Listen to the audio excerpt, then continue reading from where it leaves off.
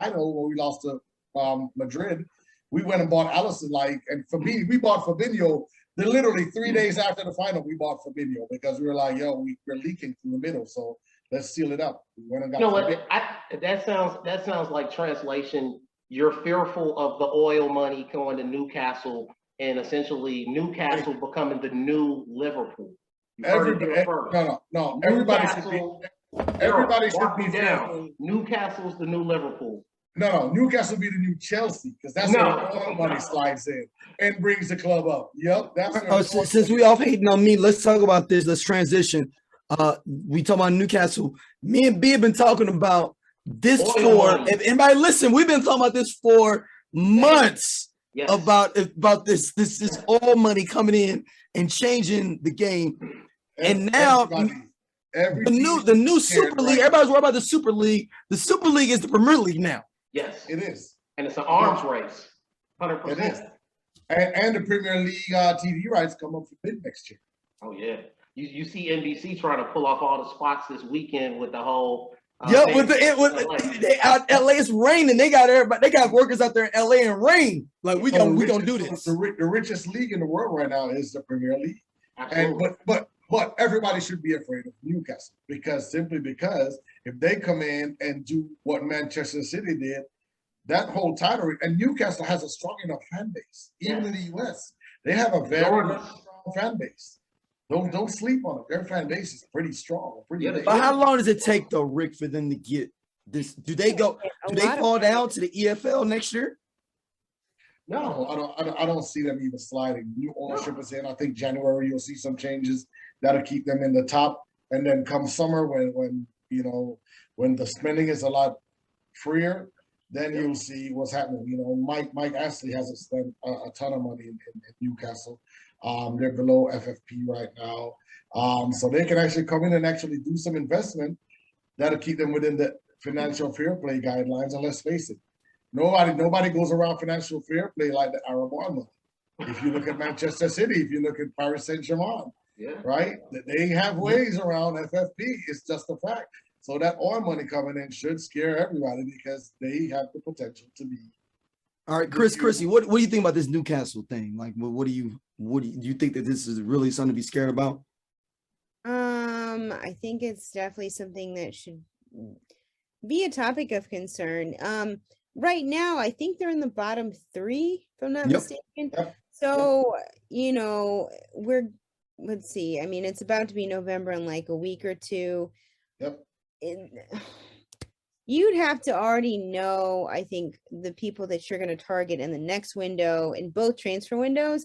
Not only that, but I just feel like there's so much work and it's going to take a while. Something that's not going to be done within this season. It's probably going to take maybe at least like a couple years to like really get off the ground. And that's with like all start from top to bottom. Like you need decent players. I think one of the only people that really stands out to me at this point is Callum Wilson, and that's because he came from Bournemouth. And now Bournemouth's not even in the Premier League anymore. They do have other people, yes, but who's really talking about Newcastle? St. Maximus is there. Newcastle. I was like Maximus is my guy, though. That's my guy. I mean, and that's not to discredit him, but realistically, I mean, who's really? They may have a good support base, but who's really talking about them? They're in the bottom 3. Everybody right now is concerned with Chelsea, United, Liverpool, City. Yeah.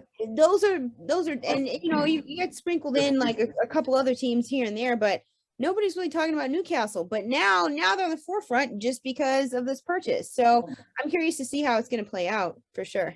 I agree with you where it's not going to be overnight. It's not going to be, even Manchester City didn't do it overnight, right? Let's face it, PSG didn't do it overnight. It's not going to be overnight, but I don't think these guys are coming in with just a blank slate. I think they already have an idea of what they want, what they expect, who they expect. I think in January, they're going to try to steady the ship just to avoid the relegation. I think that you'll see that happen. You'll see them try to steady everything to avoid the relegation, keep them in the league, because again, the league makes money, so you got to stay in the league. So they'll right the ship just to keep them in the league. And then after that, then you'll start to see all the pieces come into play. And I think they're coming in with a clear idea. I don't think these guys are coming in blindly. PSG didn't do it blindly. City at first did it, but then City was like, all right, here we go. Let's change the way we do things. You remember when City bought Robinho, and they bought a lot of players. Carlos Tevez was there. So they started with their plan there, and then they rolled it out to Pep once Pep came in, and they were winning the league before Pep. Let's be real. So they were already putting pieces in places years before Pep. Pep is just the final piece for them. But I think with Newcastle, you see the same thing. Steady the ship, stay in the league. Then we'll start to put in the investment, get the players that we want. Let's target these players. We have the money that we can spend. Let's make it attractive for them to come here, and everything else. And I think, like you said, Christy, in the next 2 years, 2 to 3 years, they're going to be there. They're going to be a force. They're going to be there. Yeah, I got to agree with both you guys. I think you guys hit it right on the head. That is the path forward for those guys. They are going to be a dangerous club. One piece that they do have right now that could actually help your team, D-Fry, is Jonjo Shelby. He hasn't been able to lift a trophy. He has that grit, that steel, that energy that I think you guys really need. So maybe that's a good January move to kind of start the ball rolling. And then I already got another list of January transfers as well. Of course you do. Of course, a team in shambles must plan. Yeah. Well, and previously, shout out to Basuma putting in Laura's work for us, going again to a fight at the club last weekend, getting suspended. You know what you're doing, players. You know what you're doing. I appreciate you if you go ahead and sign this deal coming up, though. Your value went down. Brighton need to go and make that move. But continue. No, that was pretty much it on the topic, man. I'm like you said, we've had several discussions on investment, ownership groups, foreign investment, foreign ownership, and this is just the next domino to fall. I don't think this will be the last one. I think, like we've been talking about next this is the oil money. Now we're going to see the South Korean or the African billionaire. Exactly. That's what we said. We said, when is the African billionaire come in? Like, you know what? And make one game be played in Nigeria, or the Premier League sponsor the African Cup of Nations. You know what I mean? Yep. Cross promote. Oh, it's happening soon. People don't understand it's happening soon. Especially it's opening up for everybody to be able to get bread down that level. Right. It's sitting there. So I didn't even know that there were. Newcastle fans are super deep. I didn't realize that in general. I put out a tweet about Newcastle fans being like the movie Thriller, being able to come back to life or whatever and everything. And I got pelted. Maybe it's the same people that Ricky six on me in general that end up, and they don't even hit the thread up. They hit me up personally, like they gonna go to my name and then attach themselves to it. They don't even, that's why I don't know if it's Ricky doing it on his own. I don't know if he has like some kind of like set up some generated computer thing to come after me. But those fans are ridiculous because I said Newcastle needs to go ahead and make the Gestapo first front line. I had a dream of an all-white front line. If anybody's listening to this podcast, involving Jamie Vardy, Harry Kane, and James Ward-Prowse, all front white line. I call it the Gestapo front line. Yeah, where do you come up with this shit, man? The Gestapo front line. Look, all Gestapo. I call it the all Gestapo front line. All right, man.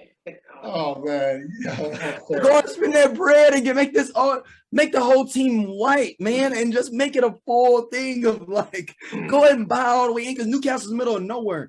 Let's just buy into that. Let's get the best white players that money can buy. They've had a lot of African players come through there over the years. No, I know. Yeah, I know. But I'm saying we need to stop that pipeline. Yeah, Diallo.